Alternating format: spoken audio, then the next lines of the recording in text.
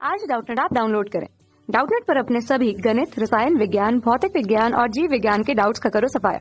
बस प्रश्न की फोटो खींचो, एक ही प्रश्न को क्रॉप करो और तुरंत वीडियो सोल्यूशन पाओ। अभी डाउनलोड करें। हेलो दोस्तों, हमारा प्रश्न है विवर्तन प्रतिरूप में केंद्रीय उच्चिष्ट के फ्रिंज की कोणीय चौड़ाई, स्लिट की चौड़ाई तथा प्रयुक्त प्रकाश की तरंगदैर्घ्य पर कैसे निर्भर करती है। ठीक है, तो सबसे पहले तुम ये समझते हैं कि कोणीय चौड़ाई क्या होती है। ठीक है, तो मान लीजिए कि ये जो हमारा होता है विवर्तन प्रतिरूप जो हमें प्राप्त होता है, ठीक है, तो इसमें ये प्रकाश की किरणें जाती हैं। ठीक है, और विवर्तन के फलस्वरूप क्या होता है कि ये स्लिट के किनारों से मुड़ के हमें क्या होता है, हमें विवर्तन प्रतिरूप प्राप्त होता है। ठीक है, तो कुछ इस प्रकार हम समझ सकते हैं। ठीक है, यहाँ से ये इस तरह से जा रही है। ठीक है, तो यहाँ से जो विवर्तन प्रतिरूप होता है, तो जो हमारा केंद्रीय उच्चिष्ट होता है उसकी तीव्रता क्या होती है, अधिकतम होती है, और इस तरह से ये होती है। ठीक है, तो ये हम केंद्रीय उच्चिष्ट की तीव्रता देखें। ठीक है, ये तो ये हमें बताना है। और ये जो हमारी दूरी होती है, ठीक है, यही क्या होती है, कोणीय चौड़ाई होती है उच्चिष्टों के लिए। ठीक है, तो हम केंद्रीय उच्चिष्ट की बात करें तो इसके लिए हमारे पास सूत्र होता है बी साइन थीटा बराबर एन लैम्डा के बराबर। ठीक है, ये जो दोनों बीच की जो दूरी, दोनों स्लिटों के बीच की जो दूरी है, ये हम स्मॉल डी से सूचित करते हैं। ठीक है, या बी से सूचित करते हैं। ठीक है,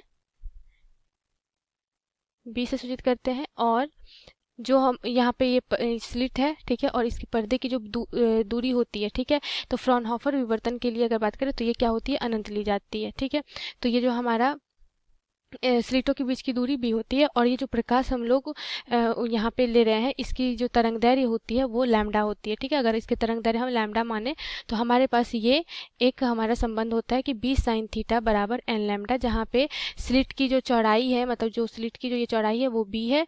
ठीक है, साइन थीटा क्या है, यहाँ पे ये कोणीय चौड़ाई है, और एन जो होती है वो उच्चिष्टों की संख्या होती है, और लैम्डा होती है प्रकाश की तरंगदैर्घ्य। ठीक है, तो चूंकि हमें बोला जा रहा है केंद्रीय उच्चिष्ट, ठीक है, तो केंद्रीय उच्चिष्ट के लिए जो n का मान होता है वो 1 के बराबर होता है। ठीक है, तो यहाँ से अगर हम रखें तो ये हो जाएगा हमारा बी साइन थीटा बराबर लैम्डा। ठीक है, तो अगर यहाँ से हम साइन थीटा निकालें कोणीय चौड़ाई, तो ये क्या हो जाएगा, लैम्डा बटा बी के बराबर। ठीक है, तो ये हमारा यहाँ से एक रिलेशन आता है।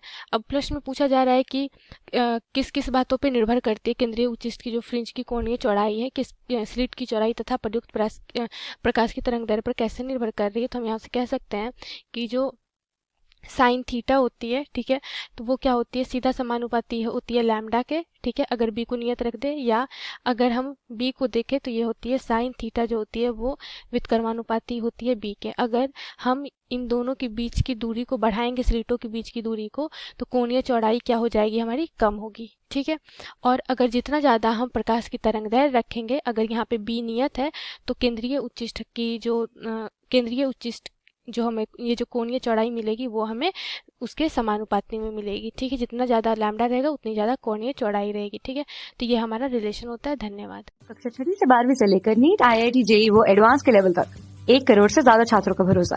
आज ही डाउनलोड करें डाउटनेट ऐप या व्हाट्सएप करें अपने सारे डाउट्स 8400 400 400 पर।